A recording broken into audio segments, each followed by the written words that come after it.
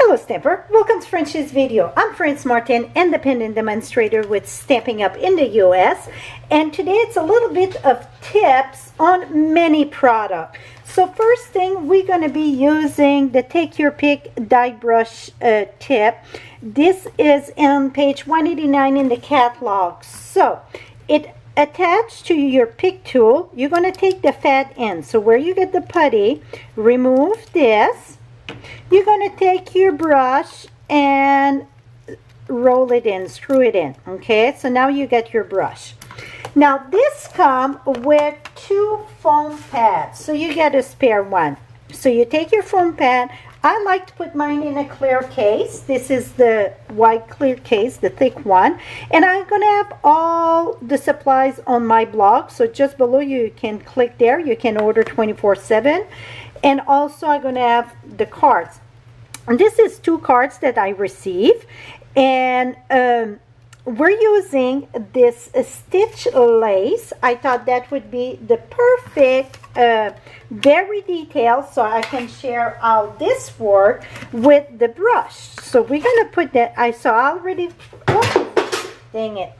I already die cut it on the machine. I'm going to put it face down. Take your brush and roll it on. I like to do it right on the top. That seems to be the best one. And no, this is very, very detailed here. I could have taken it way easier, but I want to share with you how this brush works. So it is very stiff, so put the pressure on it and just keep on rolling till about when you think you get every bits and piece. I don't know if I get it all. It looked pretty good here. I don't think even I cut it. Let's see. And then we're going to remove this and see what we get. So you see all the bits and pieces. So this little fine die here, here I didn't cut all the way through. I should have passed it twice, but let's see. Let's pull this up here. I'm going to use my paper piercer. And you can take the spatula too. And then just peel this up. Peel, peel, peel. Et voila. And this here come with the edge too. So you could cut your edge at the bottom to have this one. This is Tammy that sent that to me. And you see it's perfectly cut. She used the edge.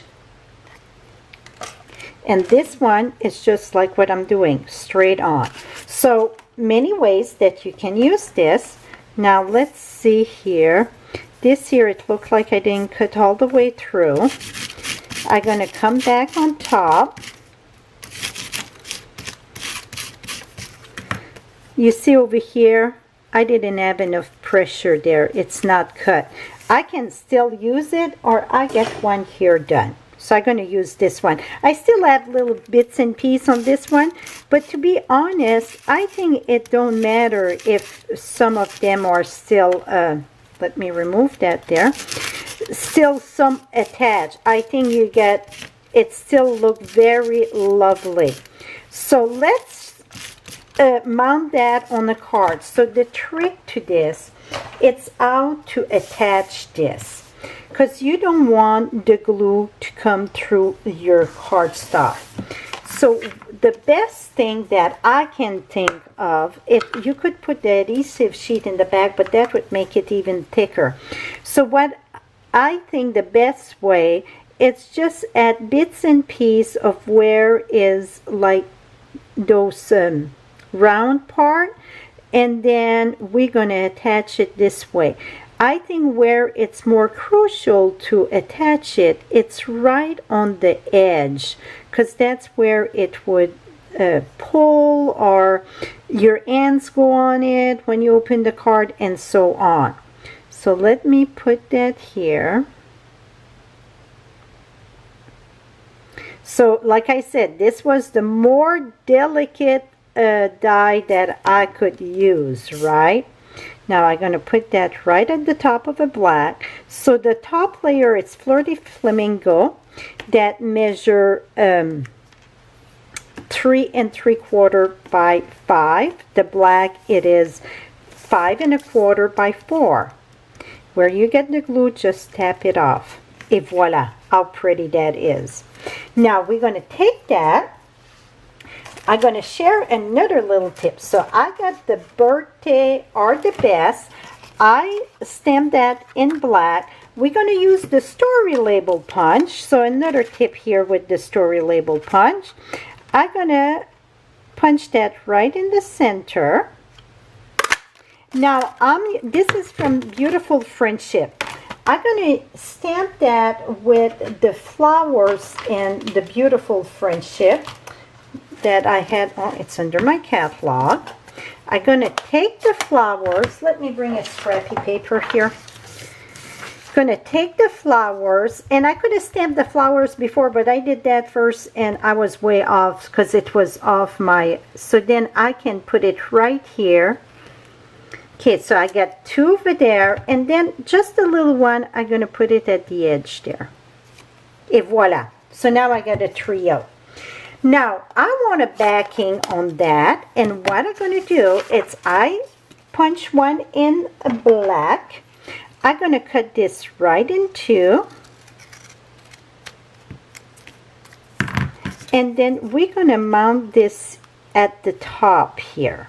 So what we're going to do, let's use some adhesive here. And I'm going to mount this right at the top just to leave a little border. I don't want to show on the side there, so I just go down so the peak don't show on the side. And then over here, we're going to do the same thing. So your point almost touched the moon there, or the half circle, or whatever you call it. If it happened that, maybe you didn't cut right in the center, you can come in the back and remove those little snip here, like this, and like this. So now you got a double layer on this. Now this one here, I'm going to attach that, but we're going to, ooh, silly butterfly or moth or whatever it is. We're going to use the ribbon. It's the origami, no, what is it? The silver ribbon, the edge there. And I'm going to put that about, this. And I'm going to just do a faux knot, just double wrap. Okay, did you see that fly? Silly thing. Now I'm going to put adhesive in the back of this. So you see, this video was a lot of bits and tips, and I was like, well, I don't want to show just the brush, and I'm going to put that right at the edge almost.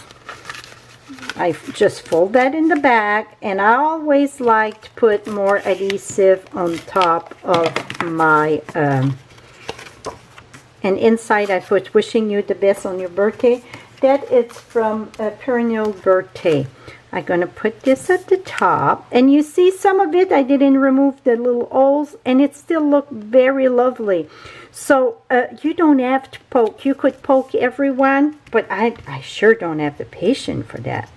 Go sideways, and if I would have run it in the Big Shot twice, that could have made a difference also.